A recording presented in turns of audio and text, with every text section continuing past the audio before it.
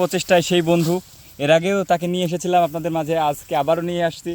তো তোর ভবিষ্যৎ পরিকল্পনা এখন কি, আর গরু কয়টা আছে, কুরবানিতে কয়টা সেল করছিস সেরকম বল একটু। বল বল, আগে কয়টা ছিল? একটা, দুটা? আগে ছিল 4টা, আগে 4 ছিল 5টা। কুরবানিতে কুরবানিতে এসেছি কয়টা?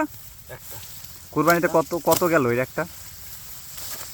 একটা 147। 147 মানে 1,47,000 টাকা।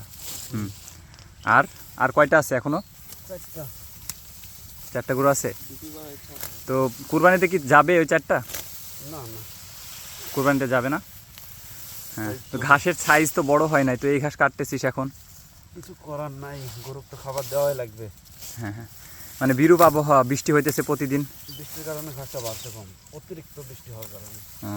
মানে অতিবৃষ্টি হয়ে যাচ্ছে। তো এই কারণেই দেখেন গ্রামের মানে সিজনাল অনেক জিনিস থাকে, যে অতিরিক্ত বৃষ্টির ফলেও কিন্তু ঘাসের ক্ষতি হয়, আবার বৃষ্টি না হলেও ক্ষতি হয়। সো শীতোষ্ণ একটা যে আবহাওয়া, সেটার অনেক প্রয়োজন। তো সেক্ষেত্রে কৃষকরা তাদের মানে অভিযোজন করে নিচ্ছে, হয়তো এই ঘাসটা কাটছে, আবার কিছুদিন পর সে ঘাসটা আবার বেড়ে যাবে। তো এই ঘাসটা যে কাটতেছি সেটা বের হবে কতদিন পর, আবার বড় হবে? তাপমাত্রা এমন থাকলে একটু লেট হবে, মাস 1.5-2 কাছাকাছি চলে যাবে। 1.5 মাস? আমি তো শুনছিলাম 25 থেকে 30 দিনের মধ্যে হয়, তাইলে এটা বৃষ্টির কারণে, বৃষ্টি যদি নিয়মিত একইভাবে হতে থাকে তাহলে তো ঘাস বাড়বে কম।